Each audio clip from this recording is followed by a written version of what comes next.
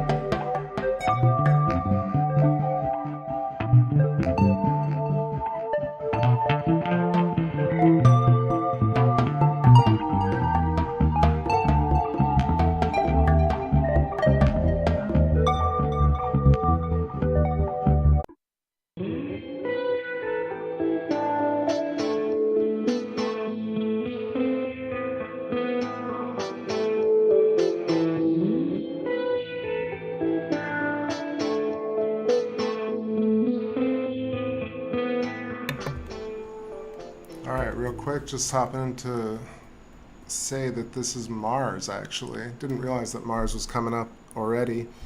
But yeah, right under the moon, we got a little Martian action, looking really orange and bright. I'm gonna just sit on it a little bit longer while the clouds clear, and then maybe we'll zoom in and see what's going on. Moon is still covered, but we'll get back to it in a moment. Interesting.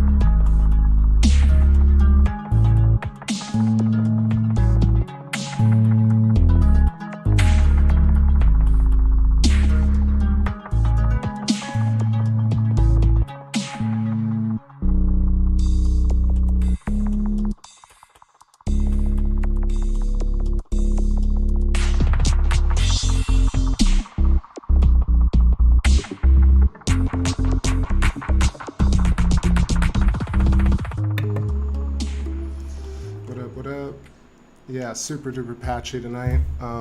Like between very crispy shots of the moon and Mars, we got like these huge rolling dark clouds. Hopping to say what's up to Rum Vorax and whoever else is joining in the background. 1 a.m. I know it's a bit late, but rolling into Friday. I think this is like maybe the 12th stream this month, this cycle. Feeling good about it. And went back and watched some of the videos and archived them, read some comments, tried to respond to everybody. It's been a fun month of astronomy, that's for sure, and discovery as well, especially with the stellar metamorphosis from Jeffrey Walensky. And today, the last actually few days, I've been reading a lot about consciousness, and I found a couple of really amazing talks about quantum field consciousness and the unified field. And it's a lot of what I've been saying or at least what I've derived, where we have this fundamental consciousness and everything comes out of that. And therefore, there's no real issue with the fact that things are conscious. So I found this guy today, Hagelin, who's giving a talk about the unified field from a perspective of supersymmetry and string theory, and talking about how but he was also mixing in Vedic and Hindu and Zen ideas, a lot like the stuff from Alan Watts. So this guy is very fascinating today. So there are other people who are talking about field consciousness and how essentially at the very fundamental level it's a boundless intelligence. We are a boundless intelligence that is ultimately observing itself via fractalization. And then I kind of mixed it with another guy's chat where, I forget this guy, I think maybe it was the Daniel Theus talk. It was another one where we were talking about the trinity of the observer, the observed, and the action of observation being the trifecta of what makes consciousness consciousness. Same thing that I've been talking about, where the nucleus and shell, or the center and the shell, or the self and other, or the human body and the human biofield, this connection between self and other, and the perception of that is what you can define as intelligence. But at the very, very fundamental, the smallest quantum particles that we can see or find or experience ultimately is a singular, unified field of intelligence, and then all the complexity arises from those oscillations and reverberations. And makes a lot of sense. It really does. It's interesting to kind of discover these new things on YouTube where you feel like you've gotten to one level of the rabbit hole, and then you find another whole bunch of people that you'd never heard of before. The hop vibration. What's going on, Renegade? Nebula Orion, what's happening? Evening, morning. Aram Vorak says, are bubbles bumping into bubbles making more potent bubbles? And also, he mentioned about how the rise of consciousness from the etheric intelligence field produces so many bubbles, and not all of them actually yield or at least self-awareness the way we humans, or at least earthly consciousness, perceives reality. And I like that idea too, because it kind of also fits with stellar metamorphosis, where like not all stars end up becoming planets. Some of them immediately fizzle out, some of them turn into planets with potential and then fall apart immediately. It's like the human race, we tend to work in numbers, and at some point the odds are that enough will survive and thrive, and a lot won't make it. And I feel like that's kind of the natural order of things. So this idea of fundamental consciousness producing an amalgam of different potential universes, and some of them ultimately end up fractalizing to a point of where we are today. I really like that. Oh, let me adjust this moonshot, keep the jams going here. I know that there might be some wind noise in the background. That's my fan. I need it. It is still, even though it's cooler outside, it's still super duper hot in front of these damn screens.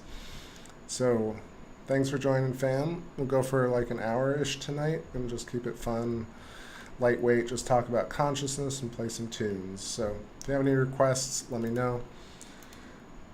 This one's called Why Don't You Try? To all the dogmatists.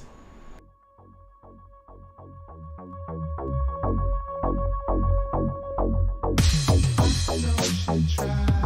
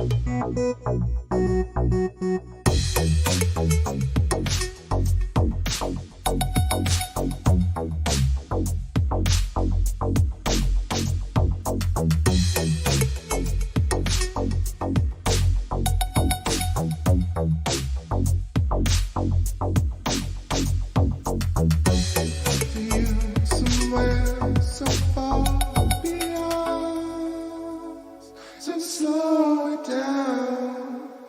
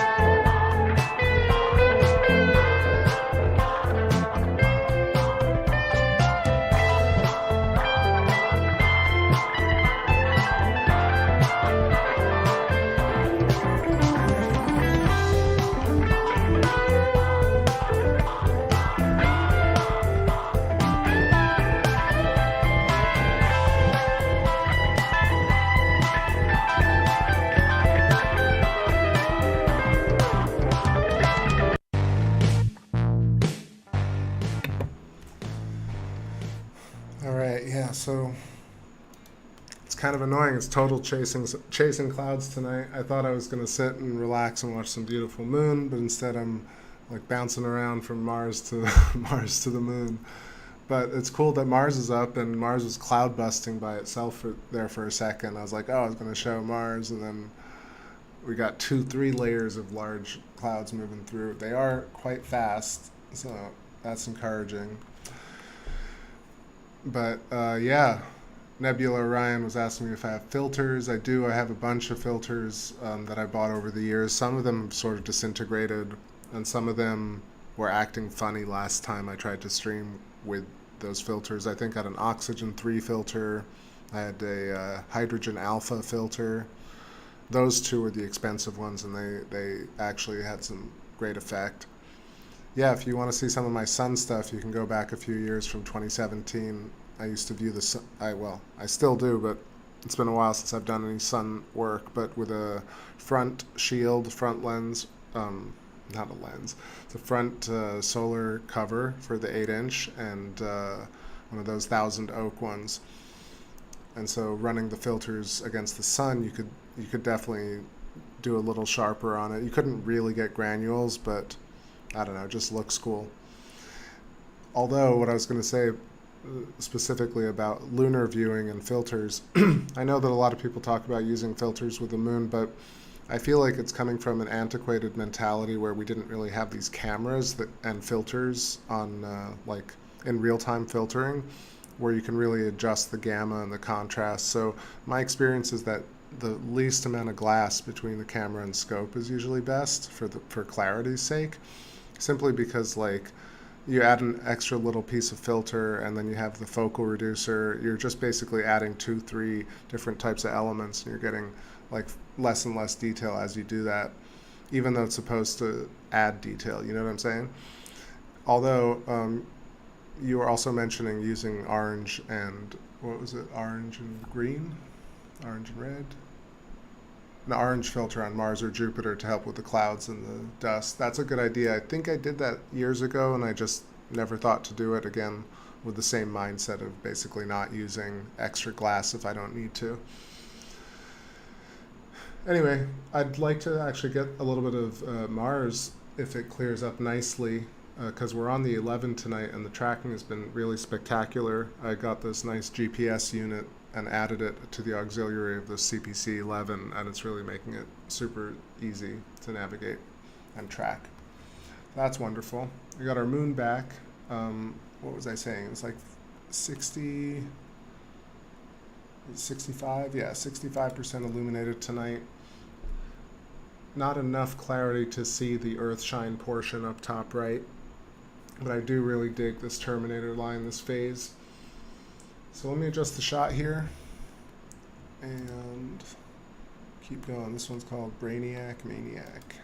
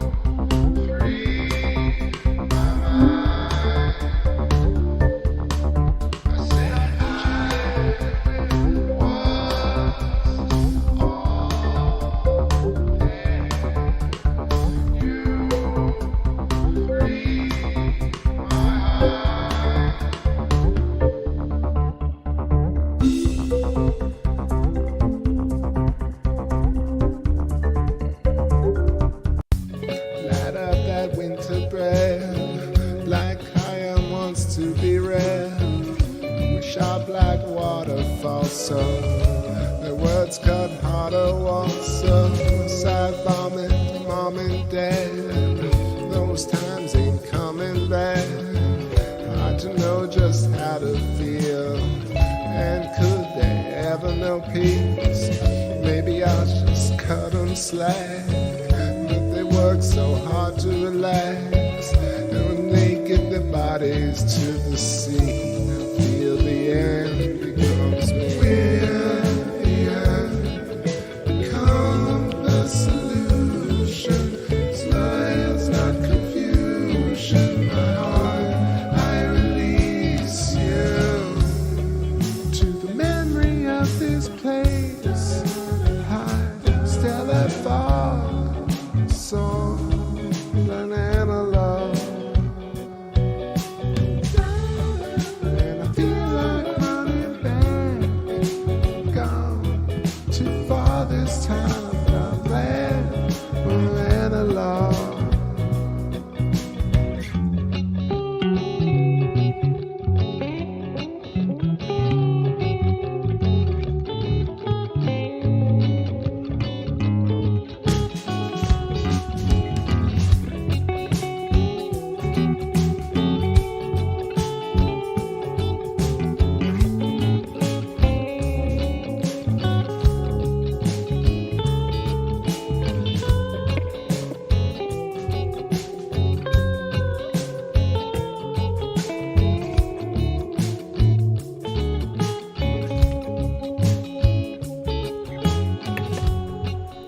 Yeah, unfortunately, every time I try and get like an extended shot, the clouds move in. So moving up, I still zoomed in. This is the most wide shot right now. So the way I set up my 11 is I have the camera with an extender tube, which is essentially a Barlow lens without the lens. So it extends the camera out a bit more. Then I add the F6.3 focal reducer. And this is how you get a super wide shot of the moon. On an 11-inch scope, which would typically like make it much closer. So yeah, so I'm using the camera to zoom in twice here, taking a look at, I believe we're looking at Sea of Serenity into Mare Imbrium. Interesting angle at Serenity. We typically don't see Serenity pointed upwards. But yeah, Mare Imbrium also with Sinus Iridum to the left, Archimedes, Autolycos, Aristillus, Plato.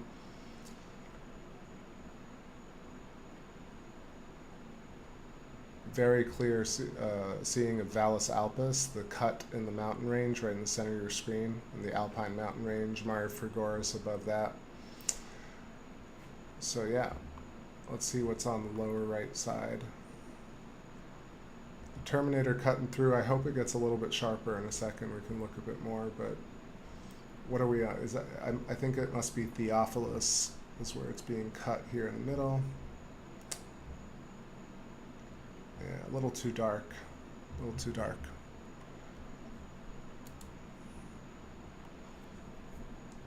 Yo, what's going on? Michael Stark. Has the James Webb scope taken any high-res pictures of the moon yet? I couldn't find any actually. Maybe they have already and I didn't see it. But yeah, that's a great question. The shots of Jupiter have been unbelievable. I can't wait, actually. What I'd really like to see is Neptune and Uranus with Webb. Those are going to be incredible. I mean, they're all incredible. So yeah, here we got a bit of clarity. Yeah, happy to oblige, Nebula. I know what it's like not to be able to have clear skies and or a scope. And when you do, you're like, gosh, I got to take full advantage of every moment that I got both of those two things set up, scope set up and clear skies. So that's what we're doing here. Yeah, so what is that? Clavius and Tycho still visible. I guess tomorrow that's where the Terminator will cut through. Come on, clouds.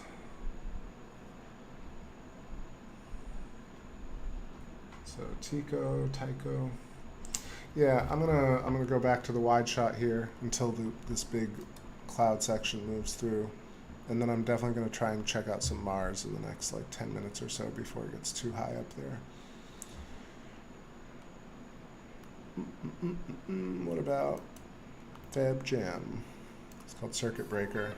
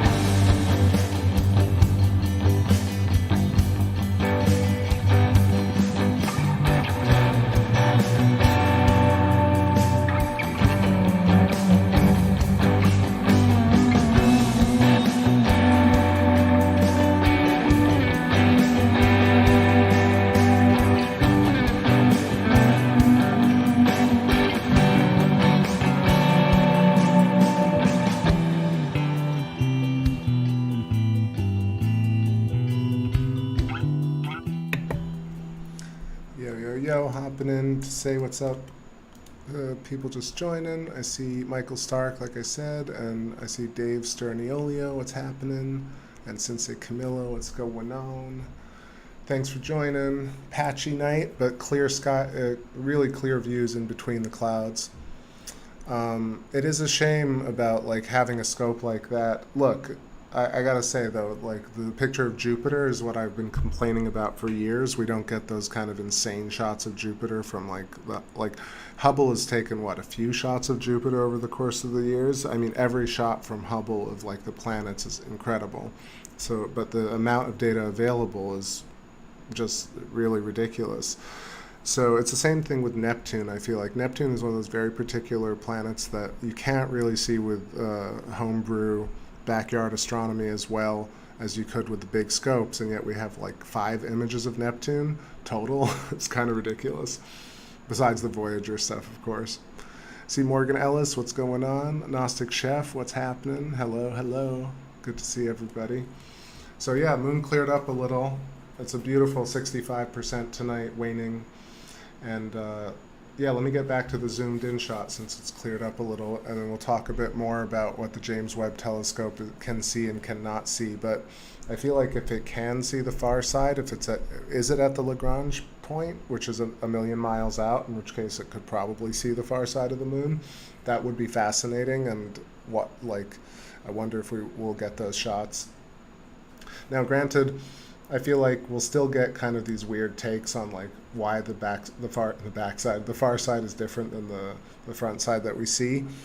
I did really like Jeffrey Walensky's idea about how the Earth as potentially a star, and Earth star captured the moon ages ago, before or like way after the moon had already completely desiccated, and that's why the moon actually was in orbit around the Earth before the Earth became what it is today, but the moon was already a desiccated ex-star core or ex-Earth, at this point a very, very, very old star, and therefore in the orbit of Earth, in tidal locking, you could actually get these kind of effects that we see where the moon's on one side is actually melted in these huge lava pools or like basically melted surface features, which end up becoming bubble formations, nested geometry.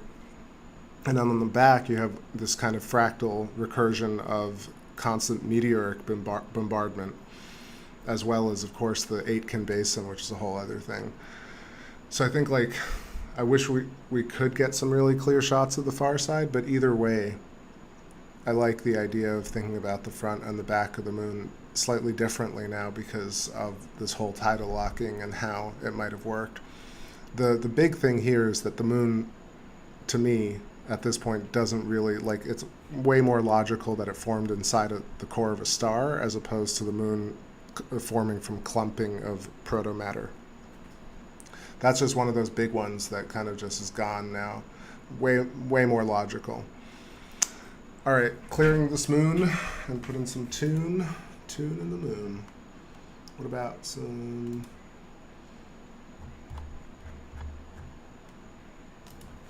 light of the moon?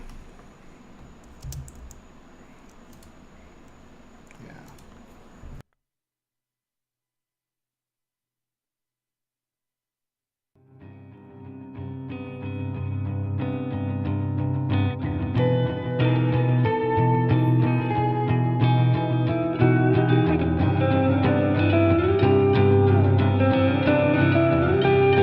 Wander through the streets, far away from the sinking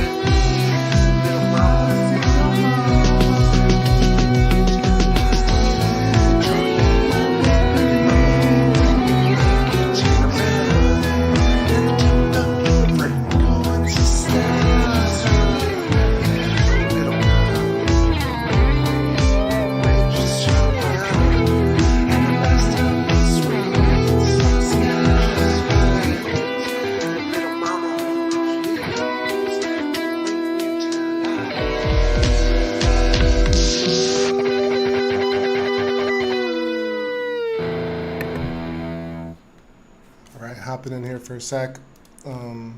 Talk more, I guess, about stellar metamorphosis. Why not? It's worth it.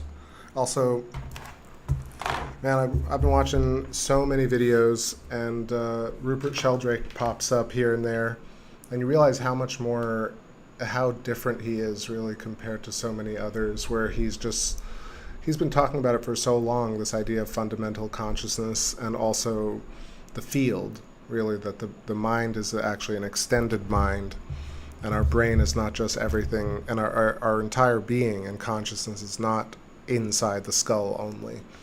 It's a really big deal that I don't think people recognize. I think another big part of it is what Alan Watts says, where he explains how the self-realization, the proof in it would be to just recognize that we made our own bodies, we make our own eyes, we make our own eyes work, and yet we can't articulate how that happens, but yet we still do this thing. And therefore it's very easy to actually identify a greater intelligence, but the greater intelligence is actually manifest as us as well. And therefore there is no differentiating between the grander whole and the self. Everything is ultimately the same unified, intelligent consciousness. That's one idea. The second idea is just to talk, Michael Stark is mentioning how Luna is still in debate. What I can't process is the probability that a natural satellite is exactly the size and distance away from the sun to do a symmetric full eclipse. I mean, that is one of those amazing coincidences, but I do imagine that there's some sort of effect that plays, the distance of the moon, the level at which the Earth is the complexity of Earth. Well, I guess the way I think about it also is that the Earth is filled, and life in general is filled with symmetry, and it's filled with orderly geometry. It's not, like, orderly geometry is not uncommon. So the sun and the moon being vast distances away, but also ultimately occupying a similar space in the sky, could be due to a number of factors, one being the symmetrical, harmonic nature of the universe, because ultimately it's almost like the idea of an octave in music, where it's the same note, but it's at a different interval. And therefore the sun is at a different interval, but it could be the same note, and where the sun and the moon ultimately resonate in our sky, and where we ultimately resonate with our eyeballs, this is where everything comes to a point. Because there is such a thing as a vanishing point or a focal point, where things that are far away don't end up just becoming completely diffuse. In fact, they get pulled into a tiny little point. Like if you look at train rails, for example, at the end of the train lines that are parallel, they all come to a point. So I like that idea. If we were to just imagine the two, just quickly, about the formation of the moon, and you type in how the moon was formed online today, just really anywhere, like into Google, Wiki, YouTube, Stanford, MIT, Cambridge, Cloudy Nights forums, pretty much go anywhere, and you look up formation of the moon, and then you think, well, you establish this idea that, well, we know the moon, right? The moon is so fundamental to our lives. It's there all the time. We can measure it. We can see it. And yet the formation of the moon concept right now is so it just has so little discussion, debate. I mean, there are people looking into it, but it's completely disregarded at this point. It's like, well, the moon's there. We walked on it. We took all these rock samples. This is the story of the moon, settled science.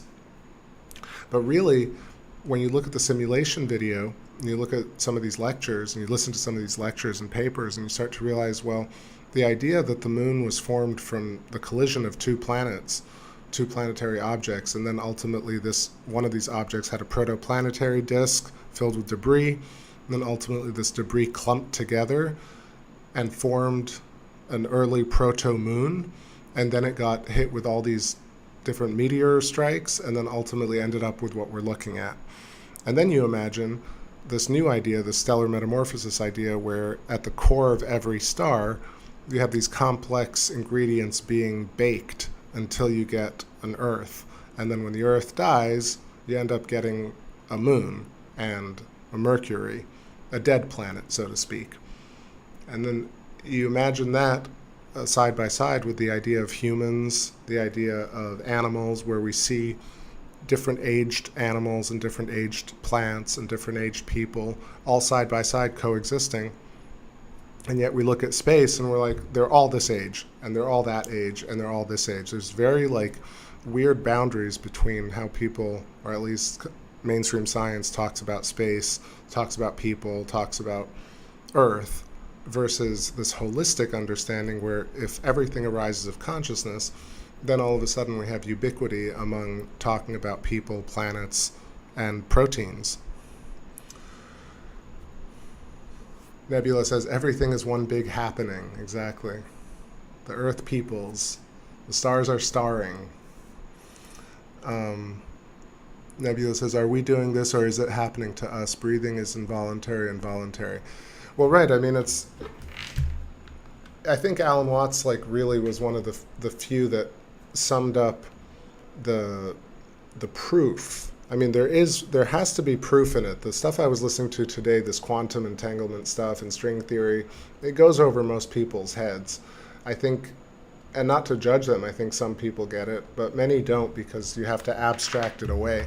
I think the simplest thing he said, which really is the proof in it, is that there's no other person or entity right now that is weaving and building our body and that put our eyeballs.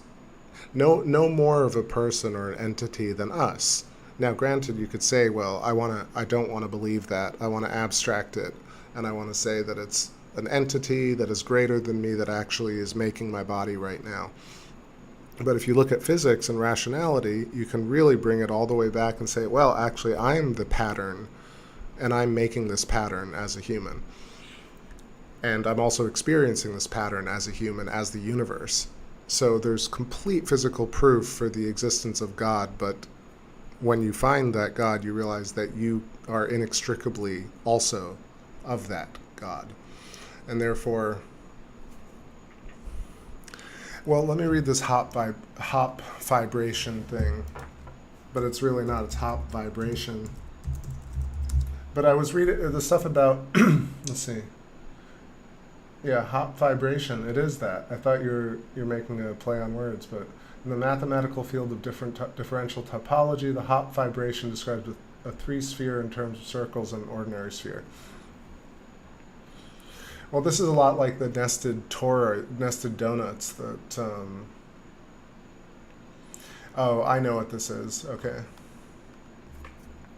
I mean, look, this is the structure, the inherent structure of things. I feel like this ends up becoming more complicated than it needs to in terms of explaining consciousness, but I think fundamentally if you were to follow the mathematics of the quantum field, you'd end up with highly, highly complex geometry and mathematical equations to describe what is essentially self and other, or point and field, or nucleus and electron shell, or human and biofield. Everything I've researched recently, by the way, we're looking at an amazing shot here of Aristarchus, Copernicus, and Kepler, one of my favorite regions. Let me know if you can spot the Pythagorean triangle that's formed between them. It's pretty obvious, but let me adjust the filters here. Oh, of course, the clouds. As soon as I notice the moon, we got our clouds. All right.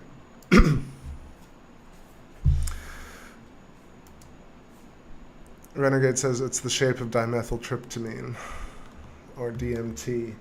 Well, I feel like we produced DMT, right? The brain produces it. Again, that's the kind of language that I've been running into a lot. Like, the body does this, and the proteins do that, and amino acids do this, and da-da-da. And I'm like, are you not realizing what you're saying when you say that? Like, the human body is made up of all these building blocks of life, which again is that kind of like infantilization of science that agency science and propagandist science does. And like, not propagandist in the sense of like necessarily bad. I mean, even though some people would deem it bad, but the propagandizing of the dogma. But I think the original idea on why things don't change and why there are always detractors is inherently also the structure of reality. I think that's one of those things that when you listen to stuff like what's the guy's name, the Black Swan, Malcolm Gladwell stuff, and or Kuhn or the economists who talk about kind of the overview of structure, you start to realize that they're missing out on the fact that like the conditions are set forth by the system to have a give and take.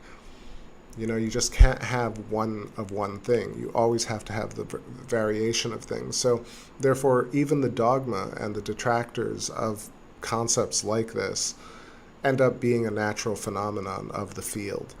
And that's really interesting. I think like it's almost a pointless exercise to lament the detractors if you really consider it. So definitely some cloudage right here. I'm going to let it sit there for a moment. Yeah, of course, Michael Stark. I'm happy to do that. I also, I've been talking about the Stellar Metamorphosis / Jeffrey Walensky's channel, because I feel like he covers a tremendous amount of topics. Like, he talks about, of course, something that nobody really wants to talk about, this idea of, you know, was it a different Earth to house or to be a home environment where dinosaurs could emerge, or gigantism in general. So if you imagine, like, what was the atmospheric pressure on Earth, what size was Earth, what was the spin rate of Earth, magnetic field, on and on and on, what kind of environment Earth was in order to support gigantism is something that is, I don't want to say it's yada yada, but if you look at all these documentaries, you watch them, you're like, at some point they're like, over a long period of time, this and this and this happened. But it's really like, there's really no true understanding as to why and how it happened. They're like, it's a very descriptive science. Jeffrey also says something, he's like, they know so much about so little. I love that. There is a sense of that when you listen to gatekeeping science or mainstream science. They talk and they talk and they have formulas and they've thought about everything. They've listed out everything. But when you really know, I mean, I feel like I know a little bit about the universe that I feel is okay for me. And it's completely different than what I hear in mainstream science. And I know a lot of people feel the same way. I read the comments. And it's just like people have their own sense of their reality, and I don't think that's invalid. I think it's totally valid. But to the point of this hot vibration and the actual form itself, I know that this guy Eric Weinstein is a big proponent of this, actually, because just the Eric Weinstein on Joe Rogan popped up. Not that I've seen that. I don't watch or listen, but I have listened to Eric Weinstein separately. And he's one of those cats that's kind of like in the middle of, like, it seems like he genuinely wants to know things. But he's also of a generation that is also extremely hardcore traditionalist, stuck up about things. But it's undeniable that he's quite intelligent. But I guess if you ask somebody like Ken Wheeler, Ken would absolutely like mop the floor with him, because he'd be like, he's a total goof or whatever. He'd probably say a lot worse.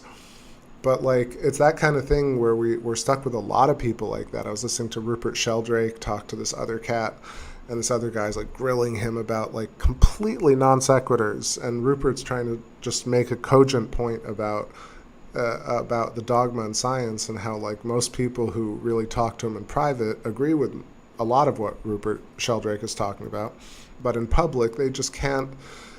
They can't go their own way in academia. They can't introduce new ideas. There's this kind of status quo thing going on, and this other guy's kind of talking down to him, and it's really weird. But again, feels kind of like a natural process of the Earth, of the system. All right, I'm talking a little, but I'm also going to read some comments. Let's see. Nebula says, Try living in the now. It's very happening. Every moment that happens right now, what you hear, taste, smell, see, feel, the past, etc., etc. The past exists now because you are thinking and creating it. Everything is now. It's true, but I do also would say that we are in a field, so it's the moment of now, but it's also us experiencing echoes of an existence, and therefore we're experiencing the symmetrical echoes of the moment of now creation that we're doing at every moment. So future not improbable, future unmanifest. We're bringing the future into existence, one photon coupling at a time. Shout-outs to dyslexic artist theory on the physics of time. I love the way he describes the dipole moment, which is essentially an interaction between self and shell, or self. Anyways, or self and self really is what quantum mechanics is saying, which also makes sense. But so Eric Weinstein, very smart, but I feel like I feel like the mathematics takes over in a way, and it's very hard to get people on. Like it's hard to simplify when you've gone that complicated with three-dimensional quaternions and trying to integrate a very materialist point of view and a non-spiritual point of view, because it really has to be both material and spirit.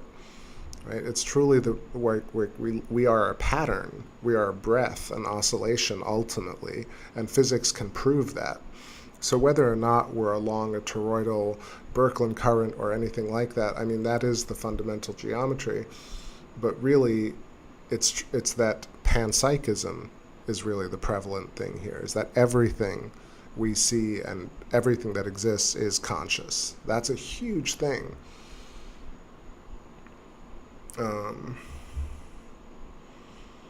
Sorry, just taking a second to read here. Quaternion symmetry, right? Also, like, people don't know what the word quaternion means. I had to look it up a bunch. Like, for years, I had to keep reminding myself what quaternions meant. And, you know, it's quite difficult. I mean, maybe it's difficult for me, but I think that I pick up things fairly quickly, and it's quite challenging to really grasp, like, what Einstein was really talking about in terms of, you know, forget E equals mc squared or energy and matter. You know, who came up with the speed of light? How did Einstein integrate that? Like, what were Einstein's other ideas? What was Dirac's idea? What was Niels Bohr's idea? What was Hubble's idea? Who did what and when? It's very, very complicated, very layered. And I got to say, like, Alexander Unziker, Real Physics, he's done an incredible job, him and also Sky Scholar, who broke down Kirchhoff's law. For people who, like, didn't go to Stanford and really study this stuff, like, it's very difficult to weed through the sound-bitten, YouTube clickbaity, gatekeeping science videos to learn anything about, like, really fundamental and slow-paced and thorough. And when you listen to people like, I think that's why people like Thunderbolts a lot, because you listen to Thunderbolts Project and they speak slowly and clearly, and they sound like they're working on stuff. They don't have it all figured out, but it sounds different. Let's see.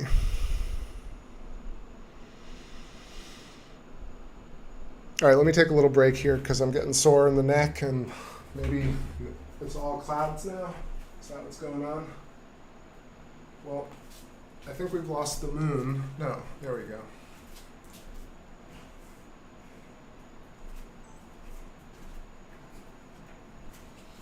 Oh, it's just the moon above my windowsill at this point. 2:05 a.m. I was real tired, and then I started talking about this stuff, and I get pretty amped. I want to take us over to Mars for a moment here, so I think sit with the moon for a couple more minutes, and then we'll say goodnight to her, and then move over to Mars for a second, see what we can do, and roll this show to a close. It's been a fun little excursion. If you're catching this tomorrow, I hope you're having a great day. Sending lots of love out to all my regulars, Space Fam, I know it's a tough time for some. It's been a little bit challenging, very challenging, and all the in-between challengings. Let's see, reading the chat here about quaternion. Alice in Wonderland, Renegade says Alice in Wonderland was written about quaternion symmetry. Well, really what it is a quarter, well, not quarter, quater is fourth layer, or fourth dimensional. And I think it's, I don't want to say it because I'm not exactly sure if it's wrong or right, but I feel like there's more to it, right? There's more to this than just what we know about quaternions. But I gotta say, it's late and I don't know my fundamentals enough to say anything really clever about it. But I do sort of understand what the concept is now, and how people, or at least mathematicians, have created certain formulas and certain expressions to define the geometry of the torus and the Birkeland currents and the connectivity, and also the mathematics of consciousness, which is resonant with self, creation of new dipole moments, storage of information. I will say it is discouraging to not see anybody really talk about extended mind or the field consciousness. Of course, you have Eileen McCusick talking about the human biofield, Rupert Sheldrake talking about the morphic field. But that's kind of it. Like, extended mind is really, as in terms of a human body being within our own bubble mind, which in and of itself has quaternion symmetry. But yeah. Renegade, you're throwing so much info at me. Gosh, I need to, the E8 lattice. All this stuff resonates with me. That's what I gotta say. I'm not gonna go through and read every single comment, but I love it. All right, so I'm gonna let the Luna drift. Let's go over to the red planet for a second here. See if we can't get a nice shot.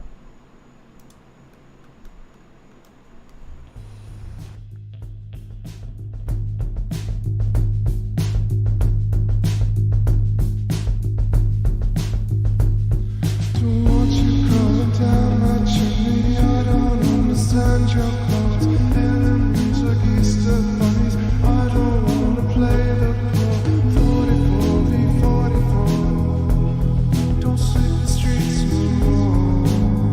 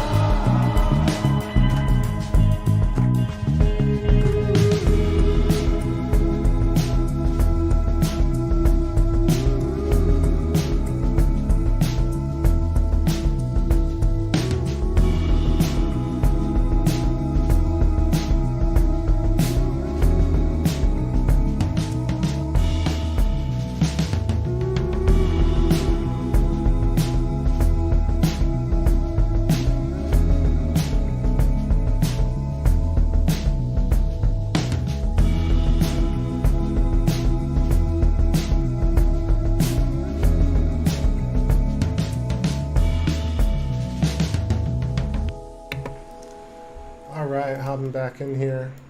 I don't know, the tracking is pretty good tonight, but not, I guess, good enough for Mars. I guess because I only tracked it to the moon, but at least we got a little shot of Mars here, this dancing jelly bean, this blurry, waning, or gibbous Mars. I don't know if it's waning, it's just a gibbous Mars.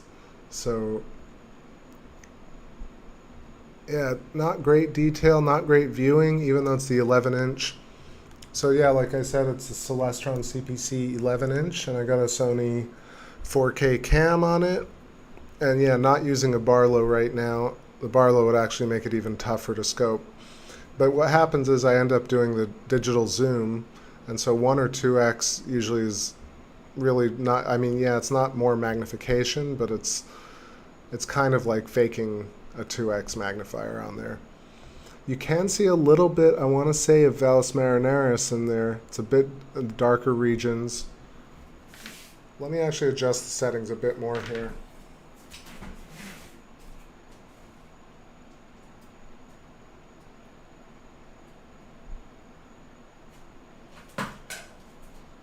Yeah, if it could just settle a little bit. Clouds are not helping. But yeah, I guess 2:15 a.m. And I didn't realize, yeah, that Mars was coming up this early. I thought it was still much later. So it'll be nice. Maybe next couple of nights we'll try again for Mars. Renegade says, I heard Mars is inhabited by robots. I assume so. I mean, I guess it's easy enough for space agencies to put a Johnny 5 50 million miles away. It's very impressive. I know that a lot of people don't think it's real. I used to think it's definitely real, and now, like, who knows anymore? I mean, if there are 50 robots on Mars and we're communicating with them, it's very, very impressive. And I'd like it to be impressive. You know, I'm not one of those people that wants it to be fake, but I also do understand, like, why people don't believe that it's real, because it's kind of like an extraordinary situation, especially given how difficult it is to just go to the moon.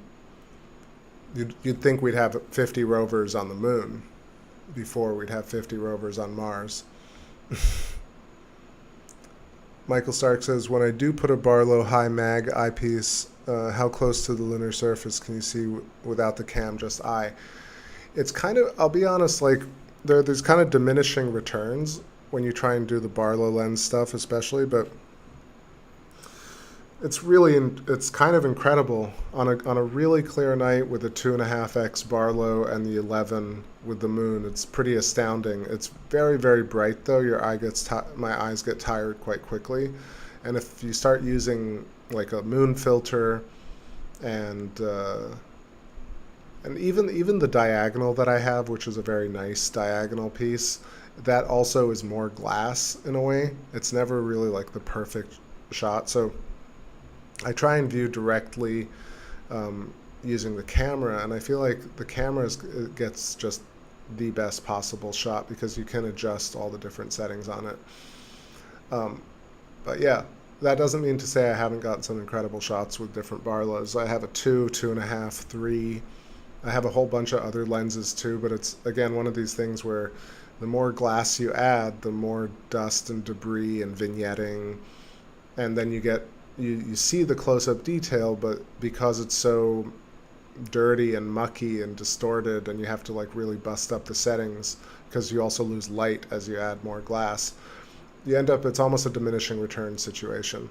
So, but I do imagine that if you had very, very steady skies, perfect tracking, and a very clear night, you could do some damage with a 2.5x Barlow. Have some shots from way back using the Barlow in certain circumstances.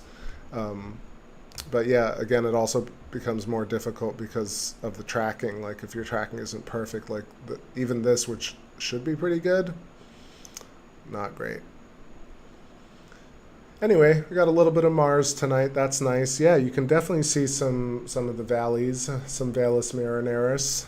And again, let's think about this whole stellar metamorphosis idea that Mars potentially is a sister planet to Earth, or a sister star to Earth that has lost all its life and is no longer inhabited or hosts life as we know it. A desiccated old Earth or old star at this point. There is a lot that Jeffrey talks about in terms of what Mars is and other planets, and I haven't really listened to every single one of the videos yet, but I really like this idea of stellar metamorphosis. It's really changed a lot of things for me perspective-wise in just trying to understand a bit of a bit of astronomy from a perspective of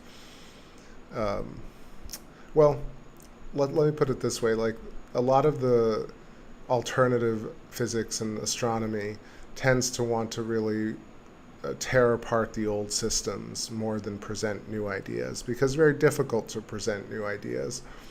And the stellar metamorphosis thing is kind of a new idea. It's very interesting, and it's hard for people to quickly shift and adopt something new like that. So I'm going to do a little bit of work on spreading that idea and let people decide what they will about it. I really think Thunderbolts Project and See the Pattern and many other channels should look at stellar metamorphosis and give it a good whirl, because it gives us so many new questions and new ideas, especially about ultimately, holistically, how Earth becomes complex enough and fractal enough that it actually produces humans. That's a really cool idea that just doesn't fit within our current model, and I like that. So I'll play one more song and maybe call it a night here, because I'm not getting many consistent views, unfortunately, but we did see some nice moon, some nice Mars for a little bit. Thanks Michael Stark and Renegade, Nebula, Gnostic Chef, let's see, Miguel, Morgan Ellis, Sensei Camillo, I know David was here, Sterniolio, Rum Vorax, and did I miss anyone else? Well, if you're catching this tomorrow, have a wonderful day. I'll try and do another stream, but I don't know, it might be a few days before I get another stream going, or till the next moon cycle. So if I don't catch you, this was a great astronomy session this past month. I've had such a good time, and appreciate all the kind comments and everybody's presence here with me as we take back space.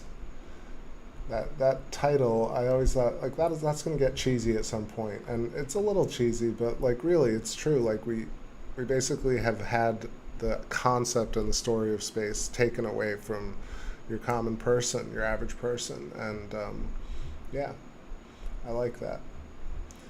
Now I have my own version of how I appreciate space and reality and consciousness, and it's important. It's empowering. So let's go off with Dreamfields here, and I'll catch y'all very, very soon.